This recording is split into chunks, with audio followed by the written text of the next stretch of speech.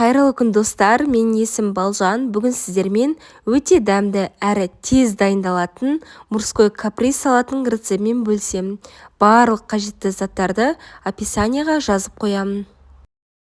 Ол үшін бізге жұмыртқа, соленый огурцы, сыр және ет, майонез бен тұз қажет болады. Алдымен барлық ингредиенттерімізді ұзыншалап турап аламыз.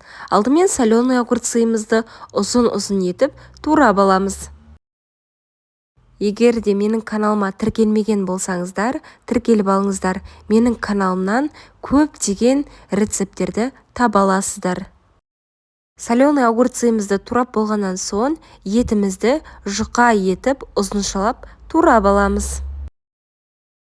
Етімізді турап болғаннан кейін жұмыртқамызды да ұзыншалап немесе майда етіп, кубик етіп турасаңыздар болады.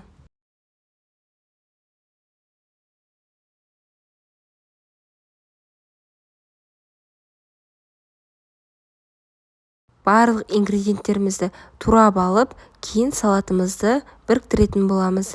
Енді келесі кезекте сырымызды теркадан өткізіп аламыз. Турап болдық, енді салатымызды жинақтаймыз. Мен салатты жинақтау үшін осылай сметананың ыдысын кесіп пайдаландым. Сіздер кез келген затты пайдалансаңыздар болады. Ең алдымен астыңғы бетіне осылай етімізді біркелкі етіп жайғастырып шығамыз.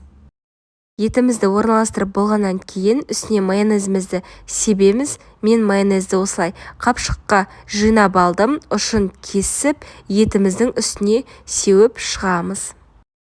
Содан соң етіміздің үстіне соленый огурцымызды орналастырып шығамыз. Содан кейін соленый огурцымыздың үстін тағы да майонезімізбен жабамыз. Келесі кезекте үстіне жұмыртқамызды орналастырамыз.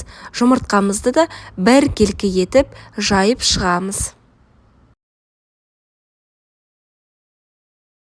Содан соң жұмыртқамыздың үстіне шым-шым тұзымызды себеміз. Кейін барып үстіне майонезімізді жағып шығамыз. Енді бізде соңғы этап қалды. Ол сырымызды орналастыру. Сырымызды қасықпен алып, салатымыздың үстіне біркелкі жайып шығамыз. Осымен біздің салатымыз дайын. Енді сыртындағы ыдысымызды жоғарға қарай көтеріп, шешіп аламыз. Өте дәмді болып шығады. Сіздерге де жасап көруге кеңес беремін. Өз отбасыңызды дәмді тағамдармен қуанта беріңіздер және менің каналыма жазылып алыңыздар.